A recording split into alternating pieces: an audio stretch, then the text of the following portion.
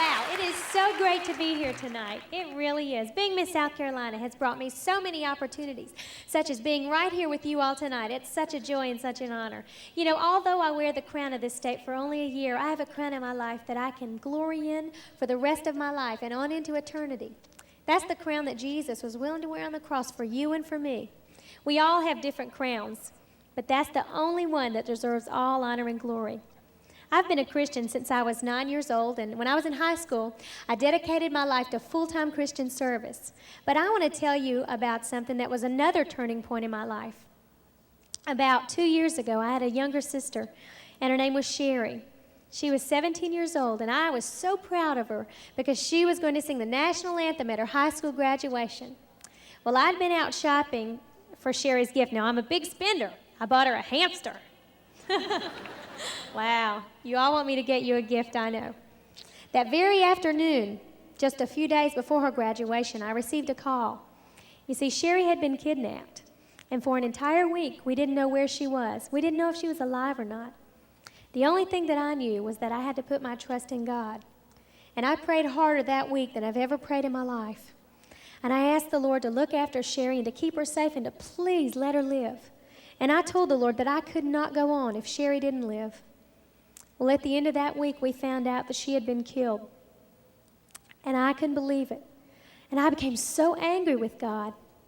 But you know, because he'd been in my heart since the age of 9, I still needed him. And he gave me a very special verse at that time, which is Philippians 4:13. And it says, I can do all things through Christ who strengthens me. When I read that verse, I felt so foolish. Here I'd been telling our great God what I could and couldn't do, and all along, my answer was right there in his word.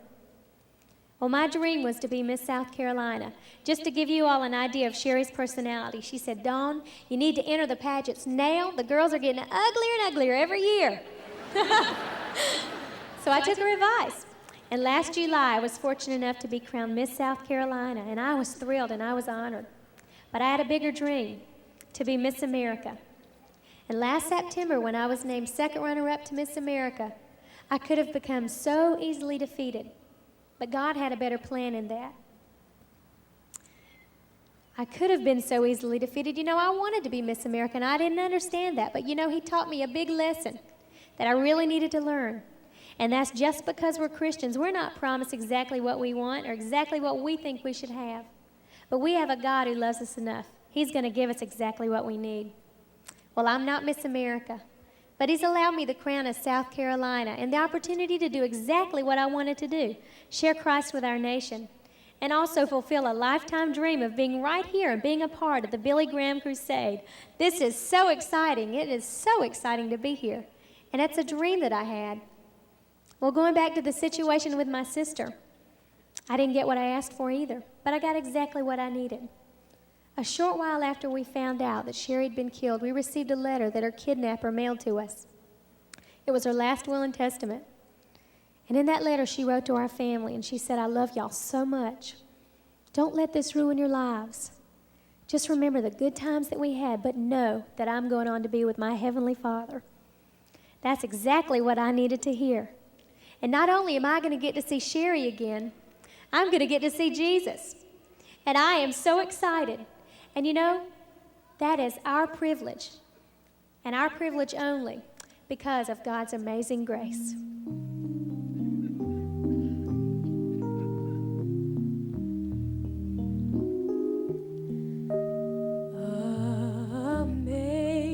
Amazing grace, how sweet the sound that saved a wretch like me. I once was lost, but now am found. I was blind, but now I see. It was great.